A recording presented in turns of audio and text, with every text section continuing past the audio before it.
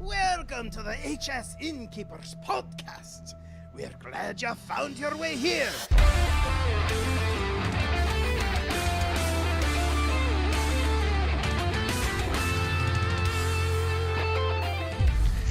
And welcome to the Innkeepers podcast. We are a podcast for innkeepers covering Hearthstone's fireside gatherings with insight and information we hope all of our fellow innkeepers find useful. I'm Avantes from Knoxville, Tennessee. I am Root from Orlando, Florida. And I'm Mallory from Halifax in Canada, and joining us tonight is a very good friend, a very special guest. We have Ben Reddington from Wichita in Kansas. Hello, thanks for having me, guys. It is our pleasure. Coming up here in episode number 23 of the Innkeepers podcast, we of course have all of our news, all of our shares, and our spotlights, and then we're going to take a dive into our extended community, the Makerspace edition. And don't forget, as always, check out firesidegatherings.com to make sure that your fireside gathering is listed and publicly viewable, and check out hsinnkeepers.com for resources made by innkeepers for innkeepers. That's right. Marspad, So, Marspad in Avanti, chat has it right. Dad legend in the house. That is true. Dad Legend is in the house. So, Avantes, was there any kind of news dropped today? Gosh, I hadn't really heard anything. Kind of stagnant, a little stale in their front. This not quite as cool guy named Ben than the one we have a much cooler Ben on the show. This other guy named other Ben. Call him. Some guy, I don't know who he is, but he put out a video today talking about something about the year of the Raven. So we are wrapping up the year of the Mammoth and turning over into the year of the Raven. And from everything I've seen on Twitter, Raven and Soddle are going to be, inconsolable casting this year. Raven's already saying it's the year of me. But wow. What He's does not that wrong. mean? Yeah, he's not wrong. But what does that mean for us as innkeepers? Well, one of the big announcements was we are finally going to get in-game tournament mode. This has been long asked for, and it's finally going to be here. So basically what that means for us is that starting late next month, they will begin beta testing the in-game client. What you will be able to do is schedule a tournament, send out invites to players, and let the in-game client handle all of the matchmaking and all of the bracketing systems. And then all you have to do is admin the tournament as you normally would. That's about all we know at this point. They've not revealed a whole lot of other information about it at this time.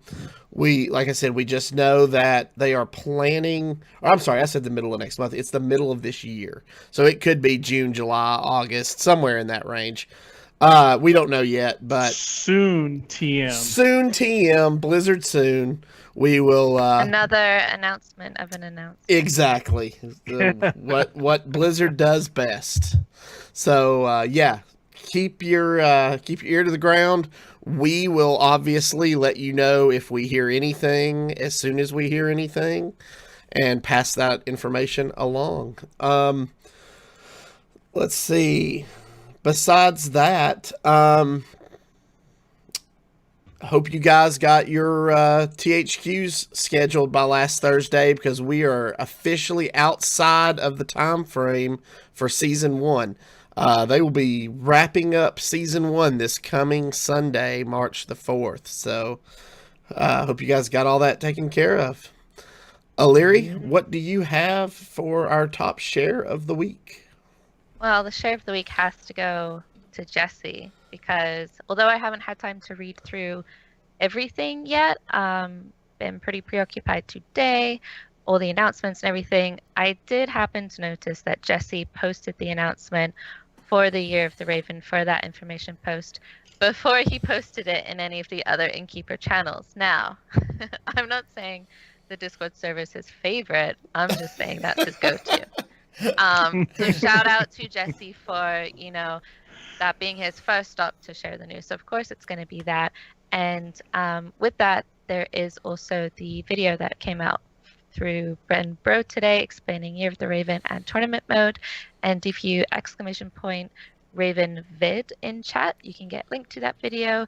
And at any time, if you want to bring up the announcement article for the Year of the Raven, you can !Raven as well. And we'll probably keep those active for a while, a few weeks at least on the podcast. So if you're not joining us live tonight, if you do in the future, those links will be active for you as well. There you go. All right, so that brings us to our new Innkeeper Spotlight. And this week, we are talking about Pharaoh from Berlin, Germany.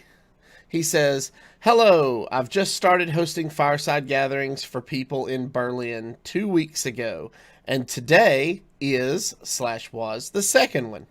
The location is an arcade center, so it fits in perfectly with the fireside gathering. Has actually been included as part of a regularly scheduled event now, so I hope the community will grow soon." So, welcome to the group. We are glad to have you and glad to see you've already hosted your second event. That's awesome. Yeah, that is great. And Faro, you are in the right spot, my friend. So, yeah, welcome. Yeah. Welcome. So, with all of that said, I guess Illyria and I are done for the night as we're going to turn the show over to Root and Ben. Okay, bye. Peace. I am the emoji with the zipper for a mouth. I'm going to zip that closed, open up my ears, and listen to you guys That's right, because talk about your geekdom. These two guys have a lot of great information to pass along tonight. So if you're listening, this is for you. Listen up. Root, take it away. So we often say that the community is what makes innkeeping as rewarding as it is. However, we need to remember to look into our extended community and learn to use the resources that we may have available to us.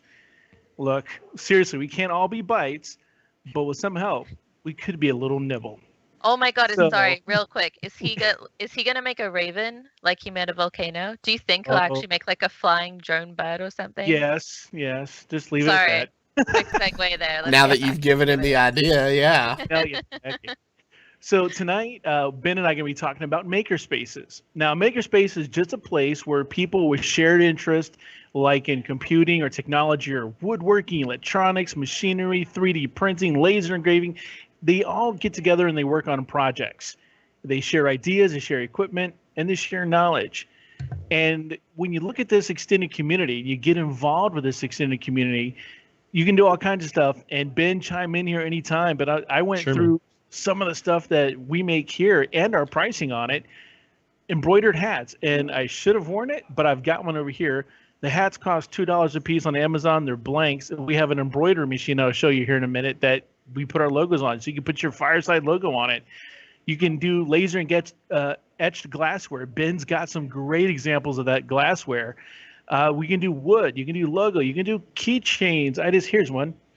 We just they're doing keychains right now. I don't know if this is even going to come up on the there or not, but there it is. They're doing some keychains over here right now on the laser engraver. You can do 3D printed stuff. I've got some 3D printers running behind me right now. There's tons of LED signage, which is off right now because it gives me an epileptic seizure because it flashes all the time. It's kind of crazy. Screen printed T-shirts. The T-shirts are under $2 a shirt. A screen will cost you about $30. The paint's $8 a gallon, I think, and it lasts for a heck of a long time. And you can just make tons of shirts. This is what I have on is a screen printed shirt, and it's fantastic. You can do large format printing with, either vinyl cutters or banners or whatever the case might be. Now, the cool thing about being in a makerspace, I heard a question, I'll come back to it in just a sec, is the ideas flow naturally from people around you. The stuff that you hadn't thought of, somebody else will think of, and they'll see your idea and they'll go, that's a great idea. Have you thought of this? And they're going to take it to the next level. Now, who had a question? Who was going to pipe up? Oh, it was me. I was just going to chime in with like same sentiment. The pricing is going to vary from Makerspace to Makerspace, but you definitely have usually the cost besides like a membership, if there is one, would just be your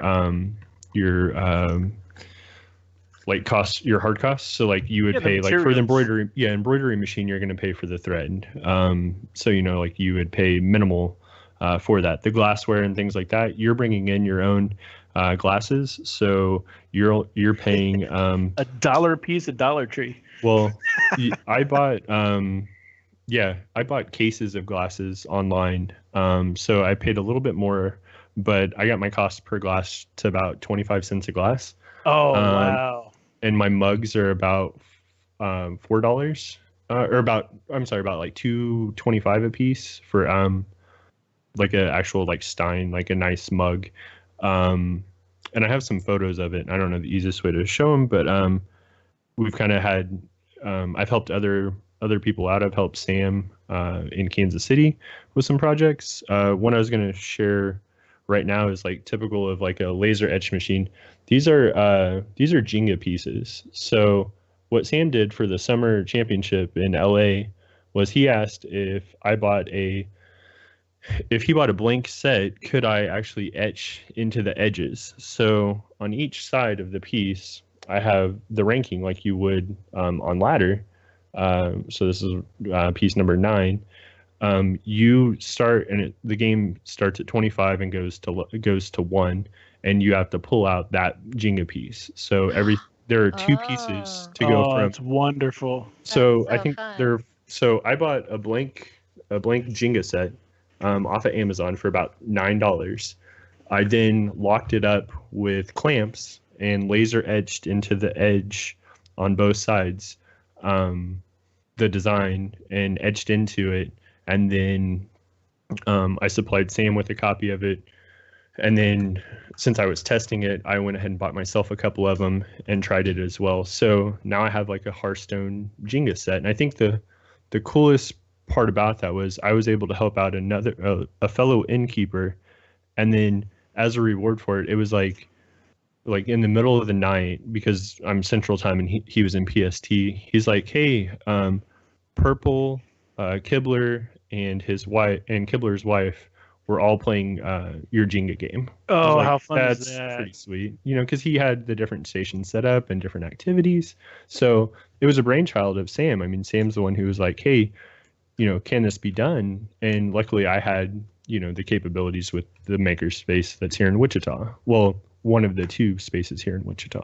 So yeah, it's really like the only thing that limits you is like what you can think of type of thing. Cause like you can find a way to do it. And again, I don't know how well this is going to show up, but I did my tavern sign. It's like super small. It's only like 5.5 inches tall. I'm trying to get it at an angle so you can see the depth of it, but it's like 1/4 inch, just 1/4 inch wood, and I was able to etch and then laser cut out the shape of the sign. So there's a little bit of a learning curve to some of this stuff. So you kind of have to have a kind of like a tinkering mentality. Just reminds me of like, getting Legos. Instead of just following the instructions, you just kind of try to make your own thing. So you kind of build on that. You kind of have to have a little bit of that experimental, and you're going to fail, and you're going to learn from those mistakes, and then you'll figure it out, and then you'll know the settings of the machines and things like that. Because it's not you just walk up into a Makerspace and you say, hey, I want to do this. They'll teach you the machines and how they operate, but you have to execute it. So if you want, they're not there to take orders. Yeah, and if you want that, then you'd go to like a sign shop or an engraving shop, and they'd etch the glasses for you. Or your time obviously has a value to it, but when you're able to create things and create value for your community in this way, you evaluate your time versus money in that regard. So I came by here, I moved while Ben was talking. I'm over by our embroidery machine now, and good night, guys. These are some of the hats we get, blank hats, nothing on them. And then we start testing. Oh, wow, this one's actually on on the big old machine that it goes on, that clanks it on there. And this is one of our test ones where we get to test Those are called different hoops. patterns. Well, I call it the big clank thing. I actually used to have an embroidery machine, so yeah. Well, thank you for I'm correcting me on familiar. the hoop thing. So that's cool. I do know that people have cut their hands on this one already, so I'm being very, very cautious about it. And then we have a ton of these hats. Here's one of the finished product is right here. This is our Makerspace logo is on it for us here, and we get these cool hats that we give out to all the people who are involved in the outreach programs here at the Makerspace. When we got this giant machine back here, it wasn't working, and it took the combined brain power of the folks here about a month to get it working, with all kinds of strange directions and documentation in Portuguese because we couldn't find anything in English.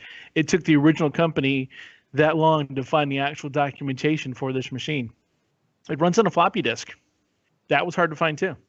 So luckily it's 1.44. It's not 5 1/4, but and we have a USB. I actually had a USB floppy drive, and yeah, we were able to get it up and running. Yeah, of course I did. Somebody has to have one, right? I was like, if anyone has that. It's funny. The embroidery machine that I had, I bought it in '95. It was like $30,000, and it ran on a 1 1/4 or a 1.44 inch floppy as well. So I know exactly, because by about 2000, I was having a hard time finding floppy disks for that machine. So yeah, that's how it works always. Yeah. So when did 3.5 inch floppy disk get renamed to the size of the megabytes? When did that happen? When did I miss that? I don't know. Come on, nerds. I'm kidding. So here's one of the things that I'm starting to work on. I'm going to be making little puzzle boxes for our groups here, and it'll have our logos on it, so they can get the 6 pieces to the cube, 6 sides, 6 sides, and figure out how to put it together. We're doing. This is another cool thing we're going to be doing with maps. Let me get this on there. Okay, I always get lost, so I can see myself there. Hi guys. So we're using different types of etching for that. There's just so many things that you can do to Makerspace. There's an entire woodworking shop behind me with CNC routers and all kinds of stuff. But as Ben said, you don't have to know everything, but you have to be willing to extend yourself and open yourself up to a community and explain to them what you want. Be willing to learn. Be willing to take those extra steps that take the time to learn. And more importantly, take the time to make the mistakes, because you're not going to get it perfect on the first time out. You're not going to walk in and print something and go, oh, there, it's done. It's fantastic. I never have to come back. No, you're going to spend the time. You're going to do it time and time again, and plan for the failure, plan for the mistake, plan for the iterations of it to get it to be where you want it to be. And then you get there. Here's this mug. Check this mug out. Oh, this is the hard one to do. It's a big old beer mug. It says, I drink and know things. Nice. You can even see. So we can do, you name it, tumblers, all this stuff you can do. And what I want to impress on you, it's not free, but your cost is going to be limited by the fact that you're providing materials, and you can get the materials like Ben was saying. He got his way down to 25 cents a glass because he bought bulk or wholesale. You have to factor in the cost of your membership, which is going to range anywhere from 50 US to 150 US per month, and you have to factor in the time of the cost of your time. But once you've got all those in there, you still tend to come out ahead. There's other ways also when you are working with a Makerspace of giving of your time, just as we give of our time as Innkeepers. You can give us your time volunteering for different outreach events that your Makerspace may have, hosting a class that you may be good at. I don't know, like Avanti's. I didn't know you used to run an embroidery machine. Avanti's could go give a class on running an embroidery machine and offset his cost. Maybe he gets free thread for doing that. Now his hats cost him $2 and no thread. So there's a lot of things you can do on that. We're building cars. There's this cool, it's bizarre. There's this cool thing called power racing, which they basically take, those like little battery operated cars. Ben, you probably have some for your kids, maybe. Yes, we do. We have a collection of, different remote control cars and things of that nature. Oh, I'm talking ones, but the ones they sit in. Oh yeah. Power wheels. Sorry. Yeah. Okay. So you take Power Wheels, and now we're doing Power Racing, where you're actually modifying that Power Wheel car to do 25, 35 miles an hour on a racetrack. Like And a adults, go-kart? it's like a go-kart, but you have constraints, weight, and a bunch of other stuff you have to stay in. So it is a ton of fun. I think we have a video that we're going to show of Ben's Makerspace, and I'm going to try to move over to another spot while we're doing that. Are we ready for that video, Avantis? Yeah, I think we are. And then bear with me after the video. I'm going to switch over to another screen. I'm going to try to show some images that Ben has. And basically, all you'll see on the screen will be the images. I'll just kind of let Ben talk about what they are and how they were done. So, all right. Perfect. Video incoming.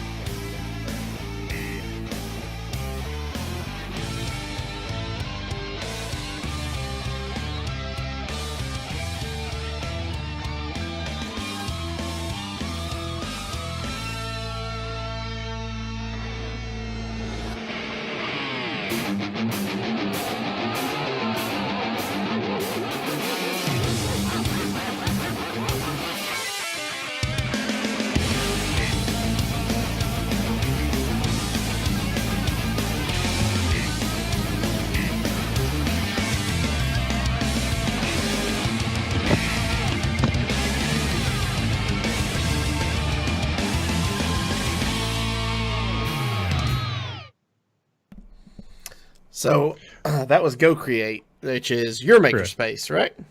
Correct. So Go Create is a makerspace in Wichita, Kansas.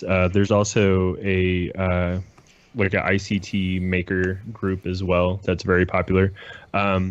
We have an innovation campus on our on the WSU campus here in Wichita, and we have like an experimental engineering building, as well as a makerspace that's sponsored by like a Coke Industries collaboration. So there is a fee to be a member of the space, but yet there are scholarship opportunities and community grants. And if you present a proposal, they will say yay or nay and actually sign off, and you can get like a 6-month or 1-year membership for free. Wow. So there are really good opportunities in that regard. So, because I think if not, I think it's about like, I want to say between like $50 and $100 a month, something of that nature. But if you can be there from like 9 a.m. to midnight. You could knock out a lot of stuff in a month if you really wanted to just kind of go all in. So some of the projects I've done there, and Avantis has these up on the screen, is these were some glasses I did for a Wichita Esports convention at the beginning of February. And I did the Wichita Esports logo on one side of the glass and then the ICT Firesides logo on the other side of the glass. So not only am I trying to put on events, but I'm also trying to create a brand around my Firesides and trying to raise that up with merchandise and things of that nature. So something like these glasses, where you can get them for as cheap as $1 or even less, they work great as a prize to hand out. Also earlier, Rue was talking about oversized printing.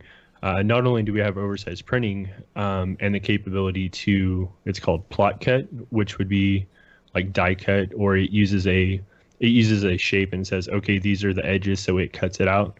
Well, this is cut vinyl, so you can take 24-inch vinyl and you can cut out any shape or any text you want.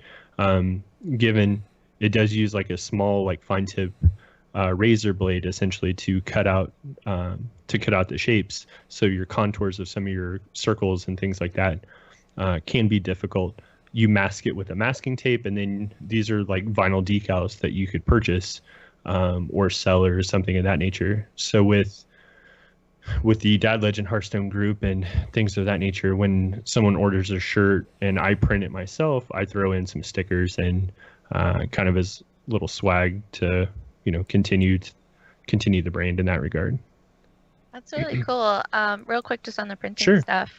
Sure. For the last big event that I had, at my work, we have one of the laser etching printers to make I say decals. I swear it's like Berenstain Bears. Like it was always decal and then all of a sudden it's decal. I'm not sure what it is now. But with those, I got a bunch of the Hearthstone swirl cut out on just plain blue acrylic vinyl and just stuck those onto the gift boxes. And it was like a really simple way to like really make the gift box special. And also just with like printing like stickers, you can get a isolated image of your tavern sign. So I have stickers of my tavern sign now as well. So just along that kind of train of thought, you can really brand your events with, your tavern logo, which is just really fun to see. So it's very cool stuff. I like the stuff you do with the glasses. I see you posting it. I'm like, oh gosh, that looks so cool. Like where it's frosted, it looks really good. I'm not real sure what's going on. I can't get these other images to open. Oh, you're fine. So, and we can go, it's okay if we want to go back to, I guess, just the cam, because I can, I have some glasses in front of me that I can show. Okay. So, like, you were talking about, like, the proof for, like, the C1 or whatever. So, this is a glass, unlike a hat, that I've just etched over it in numerous places for, like, my test. Because one thing you don't think about with a glass is obviously the top, this circle is wider than this point. So, like, the logo right now looks squinty and kind of flat. Sorry, you can't see it. So in turn, like this bottom needs to be pushed out. So you actually have to arc like your file and make it wrap around the contour of what the glass would be. So instead of it being like this, you actually take your file and you push out those points and arch it so that when it prints on a cylinder, it's different widths, because it's printing flat like this, and like as flat as you can get this surface here, and is rotating around. So when you have like a horizontal logo like this, it prints nice because it's a smaller height. You're not trying to print over 3 or 4 inches of the glass. So there are different things you kind of have to take into context when doing something like that. Yeah, the trick we do here, we put tape over it and then etch at a lighter. We're looking for intensity, so we actually don't burn through. We mark up, but we don't etch through the tape. Then you get it right where you want it. And you take the tape off, and I did a mason jar with our Florida Fireside logo on it. There we go. I put that up on one of the social medias the other day. That was a ton of fun to do. Because again, you're doing the math, and I told people, look, I'm a podcaster. I don't do math, but that's why they're here, because they're smarter than me. But yeah, so like in our Makerspace, they also have 3D printers as well. We have 3 different sizes of MakerBot printers, from like small, medium, and large. The large ones can fit, I believe, up to like 14 to 17 inches in height. And, some of those prints, and I know Root can attest to this because he just did a nice Hearthstone trophy that could take, 30 to 40 hours. So with those prints, the same thing. The only charge that I'm charged is that material cost. So I'm charged for the filament, which is, I think it's like 13 cents an ounce or something like that. So like a Hearthstone trophy, depending on the size, like 4 to 6 inches, something of that nature, would probably cost me about, I don't know. I mean, it's probably like $15, $20, somewhere in that range, maybe a little less. And then in our design side, they have CAD and like Wacom tablets, so you can fully design in 3D. Part of it being connected to that experimental engineering building, a lot of people will come over and they need like a part or like a tooling for like one thing. So they'll 3D model it and print it out. So instead of them trying to cast and pour like, pour metal and like make the piece, they can 3D print it for, dollars instead of hundreds of dollars. They also offer like electronics, so anything from like soldering and like kind of like just anything. I mean, kind of in the same vein of like what Bytes was doing, I guess, with the volcano. Like that would be a resource where you could learn to how like circuitry works and connecting different transistors and resistors and batteries and all of that type of side of it. They have a full metals workshop, so everything from plasma cutters and different type of MIG and different types of welders to like actually water jet like cutting out of metal and like fabrication. You can completely take pipes and bend them to what you want them to be, and things like that. Which I've taken welding classes and stuff for like a 3D studio, and that's about my extent with metals. The wood shop is definitely a lot of fun. You have table saws, routers, band saws, any and everything you can think of that you would need for a wood shop, like lathes. You can like planers and joiners and all of that type of stuff. So I can bring in my material, cut it down there, and then go over to the laser engraver, which is like a 36-inch width, and etch and engrave and handle it all in one shop. So, but yeah, cool. And then I guess the most unique thing, and it's kind of hard to explain, is they have it's called a fogger. It's a foam machine, so it will take 4x8 blocks of foam. Like, I guess the easiest way would be like material that you see in packaging. So like when you get a new TV, it has like the foam ends on it, that styrofoam. They can actually, so you can take these big 4x8 sheets, and like with the 3D scanner or something like that, like this instance is something they've done is someone had a planner outside of like we have a Frank Lloyd Wright home here in Wichita, and one of the planters was broken. So they made a 3D mold of it and casted it and out of this foam. And then they used that foam, like I was saying earlier with the metals, like making a die and a jig, and they actually poured the concrete and made a mold of the planter box and recreated it using foam as a material instead of metal, or building like a wood jig or something like that to build it out. So it's one of the it sounds really kind of strange and unique. It has definitely a unique skill set and like purpose, but it's just another tool that's there. So sounds like we're doing a Taken commercial. I have a certain skill set. Yeah, I have a tool that no one uses, that but no we one have uses. Yeah. We've got those. I don't know what half the tools are in this place are, but this tool exists to fix that machine's tool to fix it. Yeah. So before we get into some questions, I do want to give like a little bit. One of the things I want to say is one of the things we print, or I print on a routine basis, are these itty bitty little Hearthstones. They're so cute, they're so adorable, and we give them away. People love these. We give them these are stuff we give away as, hey, you answered the trivia question right, or you were the 13th person to show up. Who knows what? Have a Hearthstone. Sometimes we'll put them on the table. Sometimes we put them in gift bags. We'll print them larger. This is one I haven't even finished and painted yet, so we'll print them larger. We've got. I'm going to take you off here and give you the cruise. Don't get motion sickness. Please don't. Please don't. We have like our boom bots. They're here. Those guys, they need to be finished. They've been prepped and ready to be finished. I know Leary loves the boom bots. They're adorable. All about the boom bots. They're so cute. Some of the Hearthstones I was just mentioning, they're over here. The trophies that we give out, we do our own Hearthstone trophies. And then next to that, onto down we go here. The trophies are now starting to morph. I was doing a Hearthstone light up lamp.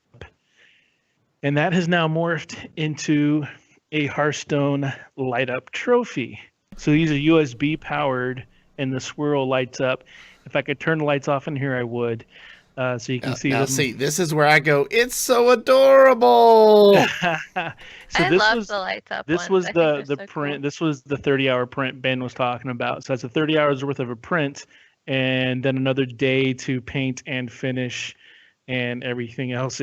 So there is just an absolute. But the beauty of it is, you're limited by your imagination and budget. To be honest, 3D printing the materials, they're not that expensive, but you have an incredible time investment in it. And if something goes wrong, that time you usually can't get it back. Um, it fails spectacularly. It's amazing when it fails. It's like spaghetti when it does fail. So, but one of the beauties of it is Ben will be posting stuff in channel when he's doing stuff, and I'm like, oh, that looks so cool, I want to do that. And then I'll post something, and I get something from Ben, and goes, oh, that looks so cool, I'm gonna do that. And so Ben and I live in this weird world where we're just trying to, I don't know, we get inspired by each other, and it's pretty cool to do, because he'll like, he's got his tavern logo. I've got the artwork for it, but I'm not well versed enough on our laser etcher yet to do it. I'll get there soon. So that was next on my list, or to use their CNC router for it, one of the two. So yeah, just so much to do. So we're going to open the floor up for questions from you guys now, and we will do our best to answer them. All right. So we do have some questions. First up, and I think we kind of talked about this a little bit while you guys were going in, but most makerspaces are not necessarily all going to be the same, correct? No, in fact, I think you'd be hard pressed to find two that are alike. I don't know about the culture up from Ben's, but here in Orlando, we have 3 distinct makerspaces. There is one on the east side of town that is called Familab, which I would consider more of a hacker space than a makerspace. They tend to hack things together, figure stuff out, do a lot of coding, that kind of thing. Then we have one in the middle of downtown that's called Factor. And Factor is more designed around the startup community. So if you have a startup and you are looking for material building on your startup, then they're the place to go. And then we have Maker Effects, which is where we're at tonight. And we're more involved in outreach and community building and education, and putting on events. So that's kind of our shtick here. I don't know I know, Ben, you have at least 2 maker spaces in your area. Are the cultures the same in each? No, they're definitely a little different. The one that I attend or go to is probably more of that, like that entrepreneurship mentality, where the other one is a little bit more grassroots, kind of the DIY hacker like style that you mentioned. And there's nothing wrong with that, because I think I gravitate towards that, but due to like my accessibility and things like that with the other space, that's kind of where I've kind of, used those tools and grown in that regard.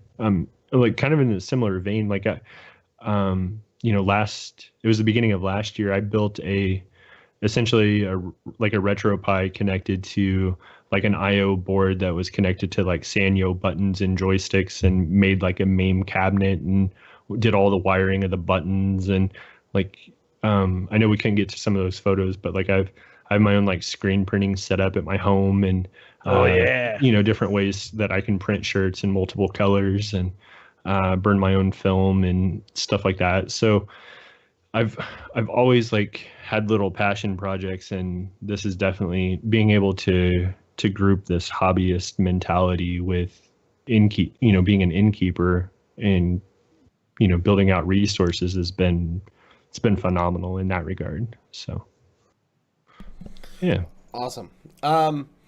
So next question we kind of already covered.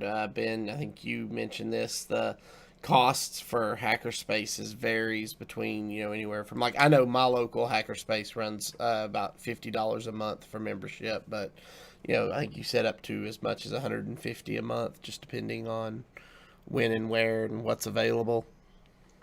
Yeah, so like our Make ICT, which is the other one, is $25 a month, and up to it's not even really I guess it's prorated.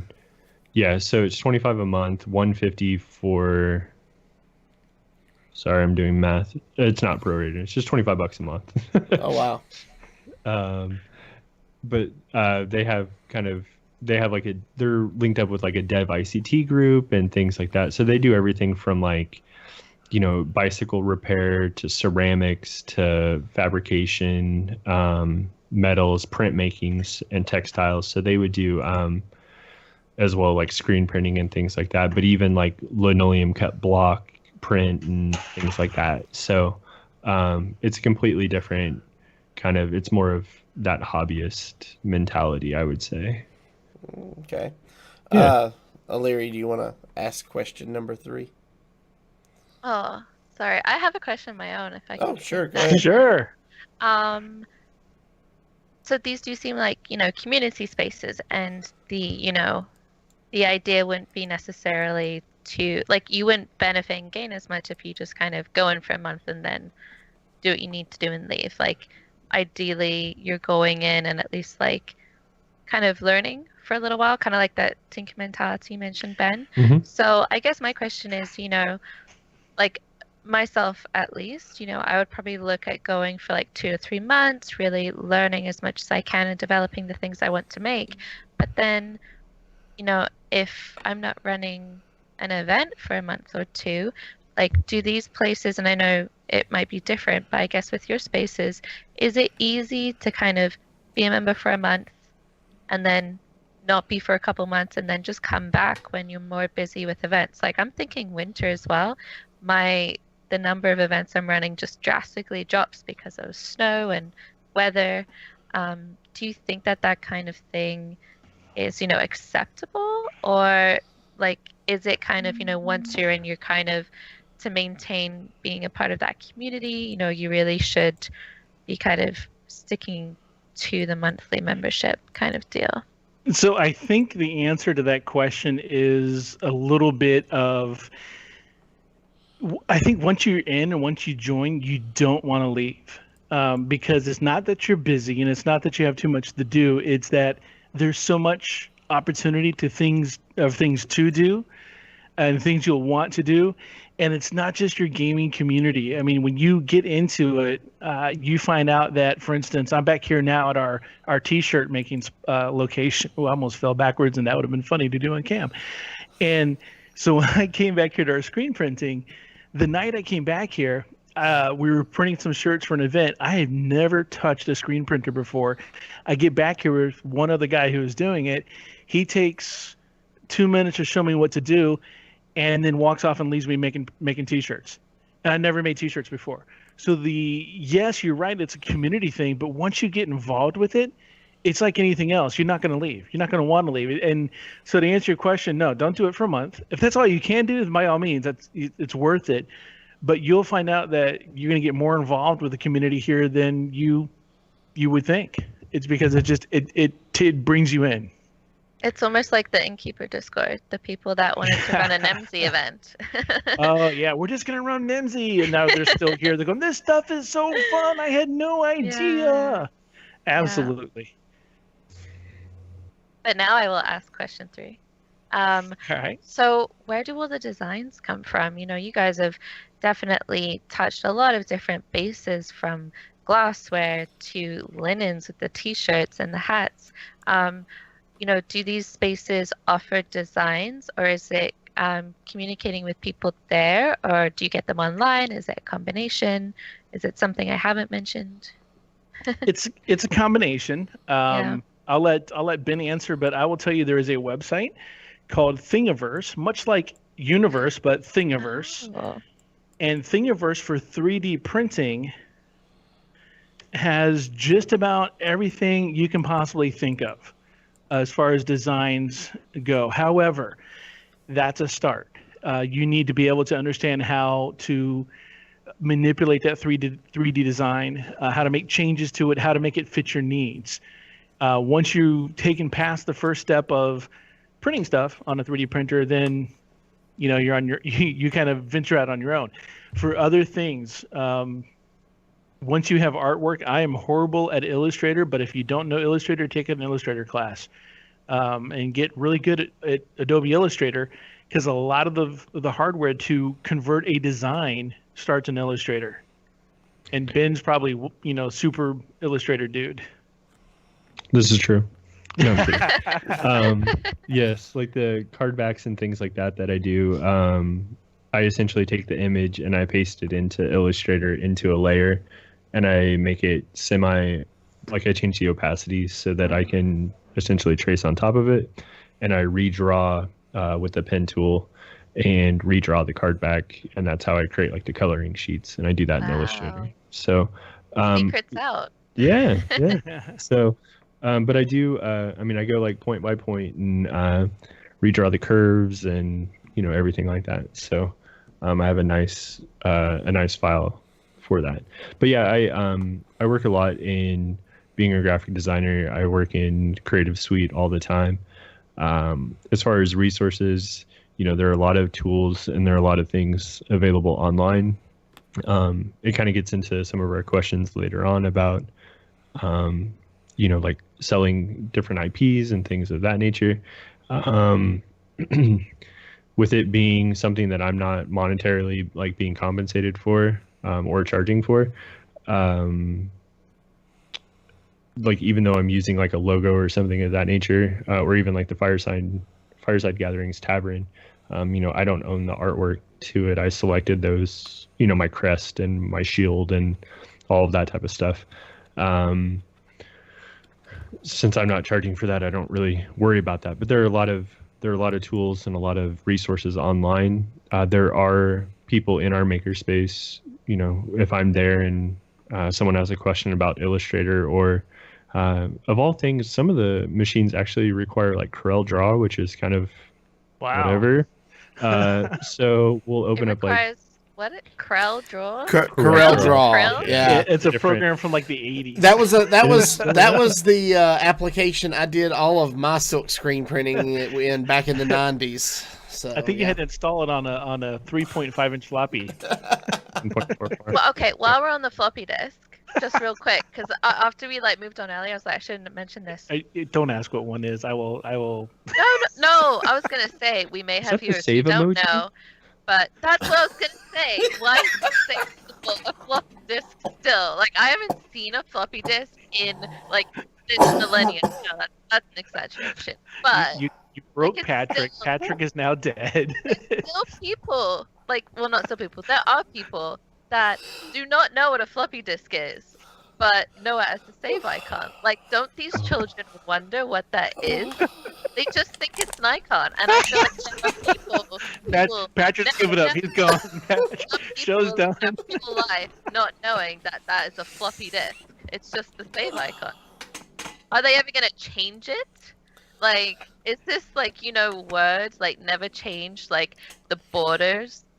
Do you remember that? The borders you could get in Word files, and it was this is great. Can't wait for next year. They're still the same. It hasn't changed. What would they make it? a cloud. Cloud icon. Which is the internet. I mean, let's be real. Yeah. Funny a cloud with a floppy in it. That'd be good.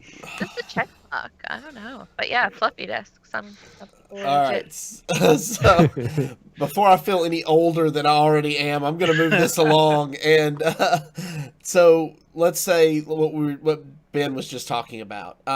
Can people use makerspaces for commercial projects? Depends on the space. Some yes, some no. Ones that are designed I'm pretty sure the one Ben is in that deal with more of the entrepreneurial spirit and that kind of thing. They don't mind. Our space here, it's kind of there's kind of a gray area. If you're trying to get your business started, then yeah, we'll help you out. but we are not designed as, hey, we're not free material, we're not free labor, we're not free equipment. So if you're here to turn a profit, it's probably going to ask you But to. if you're providing all of your materials and you're just coming in there to use, say, the laser etcher, and then you're turning around and selling those items, how does that? It's still it's one of those little gray areas. I mean, if you don't draw attention to yourself, people might still notice because the amount of stuff you're printing is always the same in a laser etcher or something. That's the guy with the 20 Hearthstones on the table next to him. So to give his credit, he's not using the Makerspace to make his Hearthstones. He now has numerous 3D printers that he watches via cam. Yes. I follow this guy, and no, I'm jealous, not mad. I'm Oh, you should do a live stream feed on Twitter of like a Hearthstone build. That would be really fun. Actually, I have a YouTube plugin. It'd be on YouTube, but I could do a YouTube. That would be fun. Live. So just so you know, Ben, I'm actually picking up another printer tomorrow. It'll be my third. So, anyhow, Wow. yeah, this one's cool. This one is a dual extruder, which means I can print with 2 filament colors at the same time. Yeah. Whoa. So it's gonna whole new level. I think we've already kind of answered the next question, which was, are there people to show you how to do things? And we talked about earlier that, usually people will show you how to use the machine and then kind of let you go off on your own. I didn't really go into it, and I'll keep it short. There is a general safety class that you have to pass when you walk into the Makerspace and after you sign up for your membership. Before you can use any of the equipment, I actually have a magnetic badge. So all of the rooms, besides the design area, which would just be where the 3D printers are and things like that, they're like one of the lower levels. It's like a level 1 or level 2. As you get into the wood shop or the metal shop or the textiles areas, you have to buzz into those rooms, and they require a different level of training. So if your badge isn't coded to those rooms, you can't go into them for safety precautions. So I've gone through like the direct-to-garment printing, I've gone through the embroidery classes, I've gone through the woodworking classes, the metals fabrication, as well as then they get into technical, like you can actually go for not only do they have like these safety classes, the vinyl oversized printer, the laser, things like that, you can go in for like a workshop. So you can go in and pay a fee. Like they did one for Valentine's Day. They did like a couple's like etched wine glasses and some little romantic type of thing. And they've been the Makerspace has been at like bridal fairs and outdoor fairs, because you can you can make a fire pit ring. Like you could weld, you could take sheet metal and cut out your design on 2 different ends, which would allow air to go into. I know Avanti's built a fire pit recently. Like it would allow air to come in, and you could have your logo or like your kind of like a brand. If I'm here in the Midwest, like you would have your own thing cut out of metal, and you could do that there. So they're showing off their skills. Your castle with your tavern logo is what you're telling me. I'm telling you, we could make a brand, and you could brand cattle. Yeah. But so yeah, there's just different ways. So I guess I wanted to stress the point that we didn't really talk about is there are training classes, and they will, in those training classes, like the general safety class was 45 minutes, and it was essentially the same rules. It's like if you don't know what it is, don't touch it. I mean, they're basic rules, but like they have to tell you on every machine. And the direct-to-garment printer, you have to prep your shirt because it's essentially a print onto a shirt. So how do you get that ink to stick? Well, there's a chemical that you roll onto the shirt, and you press it to so that it's just tacky, it's not wet and saturated. And anyway, you go through like the whole process, and then how to clean the print heads and how to adjust the waste toner cartridges and things like that. So it's very detailed per piece of machinery, the processes and how it works. So they don't just there are tendencies of like, hey, here's how to pull a squeegee across the screen. Good luck. And once you're done with the shirt, throw it on. You throw 350 degrees for a number of minutes or seconds, and your ink's dried, and you're good to go. So, Is someone listening to a Hearthstone stream? Because I hear Aura. No? Is that just somewhere on my PC playing? Must be you. It must be you. But I haven't done anything. What is that? I can hear it really faintly. I haven't. You just want that Tespa card back really bad, don't you? Yeah. I have it. Thank you very much. Well, so do I. Well, yeah, I worked on the Tespa Collegiate League years ago. All right. I think we got a couple of questions to go. So what if I go in and I tell somebody, this is what I want to do, and they're like, yeah, that's probably not worthwhile, not worth your time. What then? So I haven't had that exact same thing happen. I had a project I wanted to do, a very small project, where I wanted to wire up an LED light for my printer, and so I could have better lighting for my camera. It's all good. And so I brought the materials here with me because I haven't soldered in forever, and I missed the last soldering class that we had here. So I was like, look, I just can someone just help me real quick, just make sure I don't mess this thing up. And I bring the design in, and a guy looks at the design and goes, oh, that's cute, but we can do this a lot better. And so it wasn't really making fun of my design, but it was like, okay, I understand what you're trying to do. We can do this a lot better, a lot more efficient, and we can actually make this a lot safer than what you've designed. I'm like, oh, well, great, because I'm thinking, it's an LED light. It needs power. I'm going to drive it from USB, so I need to put power here. And I was doing what's called a crossover at a certain point, but this guy redid it completely because that's what this guy does. He's an electrical engineer. So it wasn't that he thought my idea was not going to work. It would have worked, but the way he did it was much more elegant. And now I just need to have him repeat that process, because for me to learn, I have to do it over and over and over again. That's how I learn. And he did it so fast that night that I was just like, well, I have a light, but I don't know what you did. So, but I don't think really with the maker community, it's kind of like, I reckon it a little bit like to the Hearthstone community. When I have someone come up to me and they're super excited about a play that they saw, or a card that just got played, or a match that they watched last night, I don't ridicule them for that. I think it's super cool that they're that into it. I get to enjoy that with them. In the same way, where someone comes in here with this crazy cool idea, it's like, all right, yeah, let's make a Cookie Monster Power Racer card. That sounds like a phenomenal idea. Let's do it. And then, well, we did. We made a Cookie Monster Power Racer car. Yeah, did you Did see it the go nom nom nom? Did you see the Quest Druid from HCT Sydney? Oh my god! That line of play, that has to be the best. That just has to be the best play of the year. I know. I mean, obviously, but Yeah. the whole year, there's nothing. I don't know. It's a great play because he even messed up. He had to draw the chart because he messed. Oh, sorry, I'm already into it. Finish it. Just go Like with it, man. he killed both the charge minions. He killed Leroy and the Rocketeer, so he had to draw the charged Devil Sword from the Nourish to be able to complete the combo. Like, he messed up and still completed it with all the animations, and then Tiger Woods fist pump. Yes. Yes. Like, he was like, yes, and was done. Like, it was just there. It was like, well, I guess he got it. We saw the fist pump. And like Raven and I think Froden were both like, okay, like we just did that. So it was great.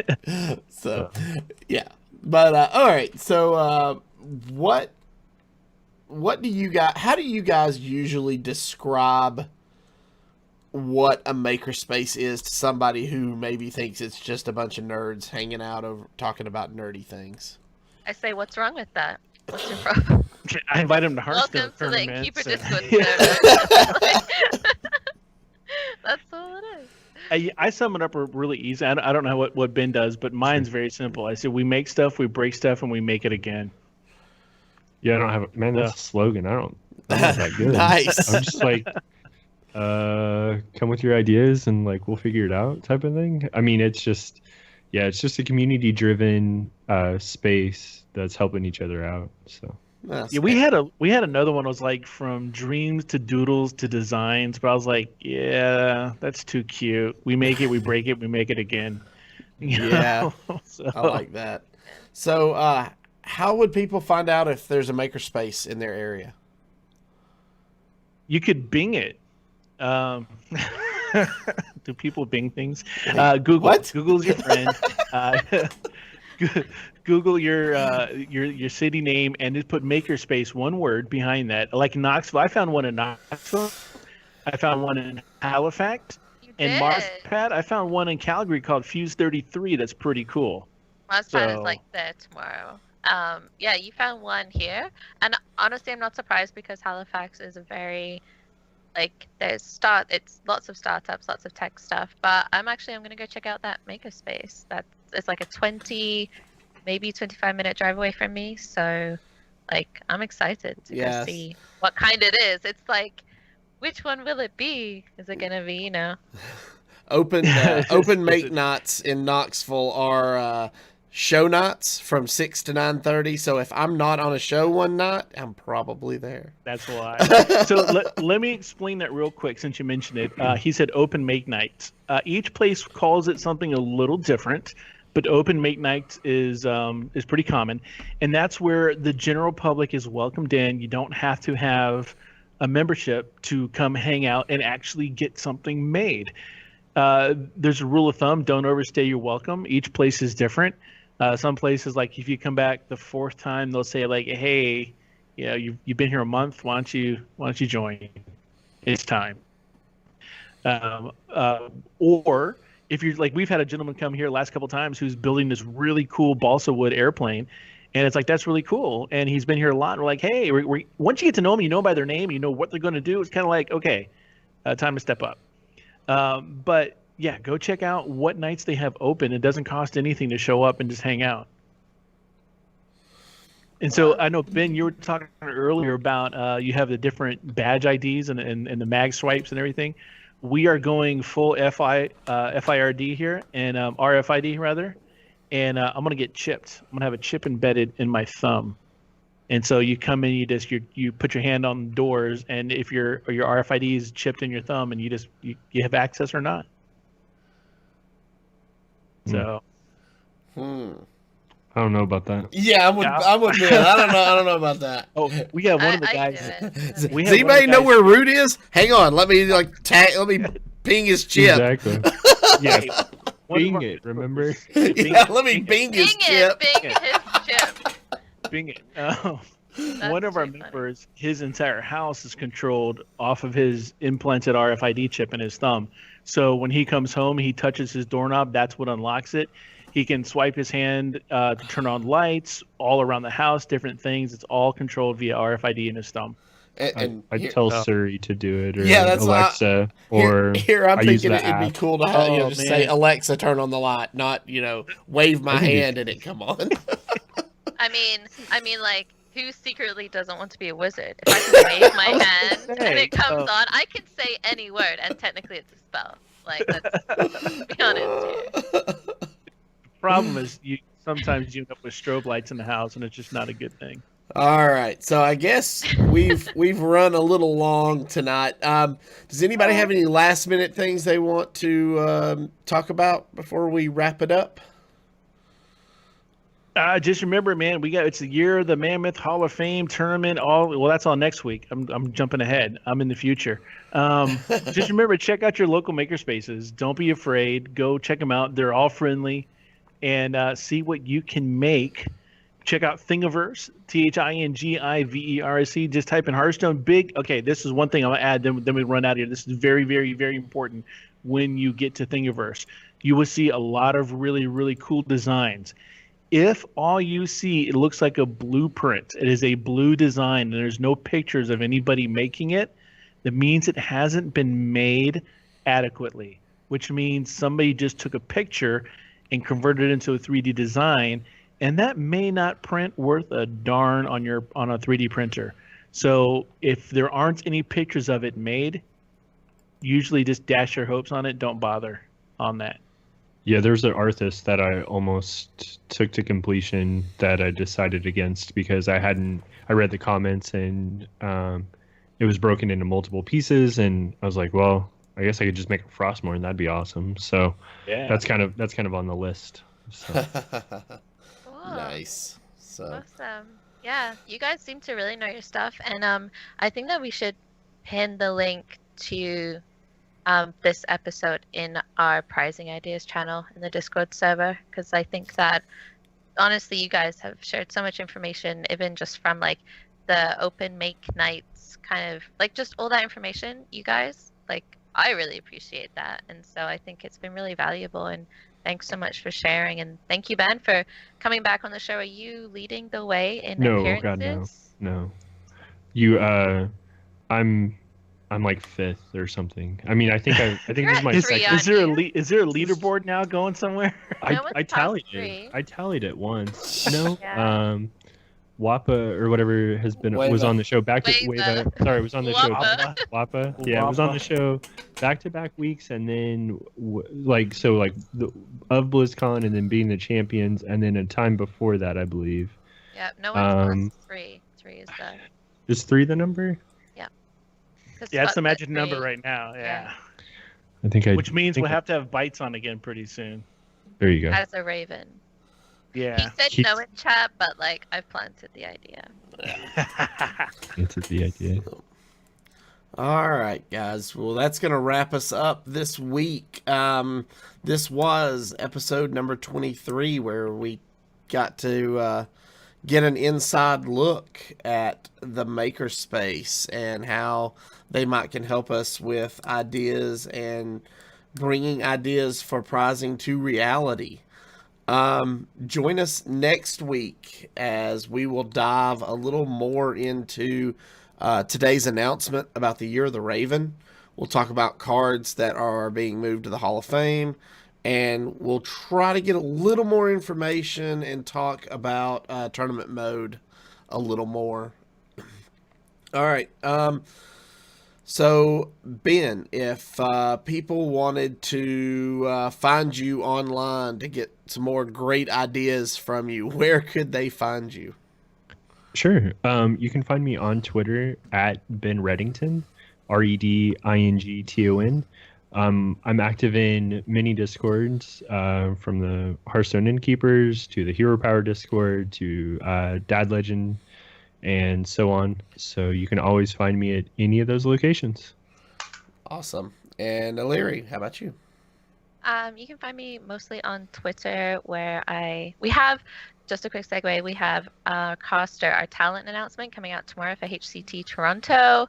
I am so thrilled and excited to be able to share that with you guys. So anything HCT Toronto as well, you can find out through my Twitter at Illyri, ALEIRRI. And I will be streaming. I know I said that last week. Next couple weeks are going to be crazy, but I really am going to get back to streaming. So you can find me at Twitch with the same handle. Root, my boy, where can people find you besides at the Makerspace? Yeah, I was gonna say you can find me a lot here at the Makerspace these days. I love Where it can because people bing you? Is the question. they can bing me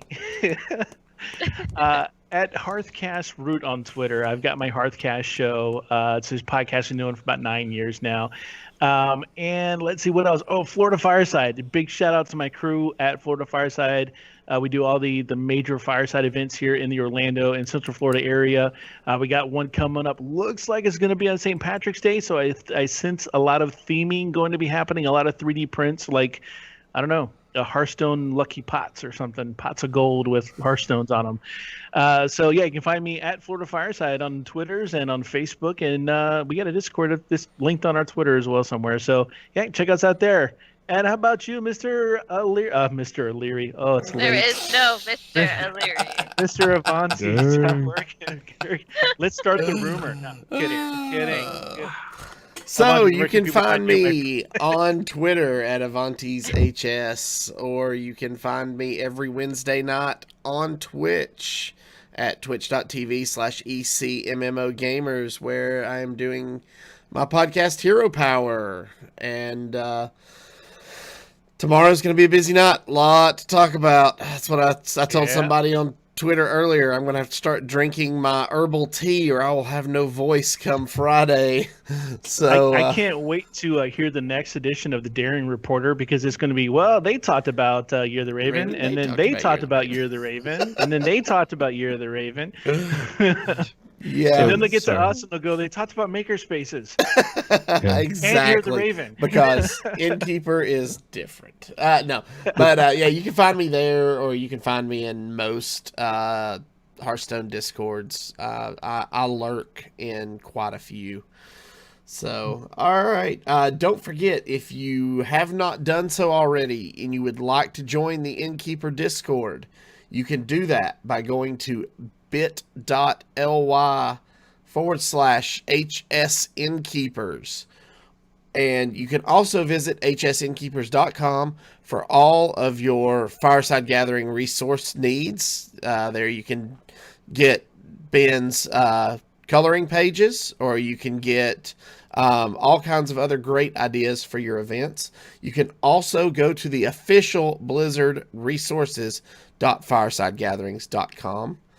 And as we close the show this week, we want to do as we do every week and thank you all for joining us, those of you in chat and those of you listening at home. And we'll see you all again next week. Bye. Bye, everybody. Peace. Deuces. Thanks for listening to the HS Innkeepers podcast. For legendary resources and more, go to hsinnkeepers.com.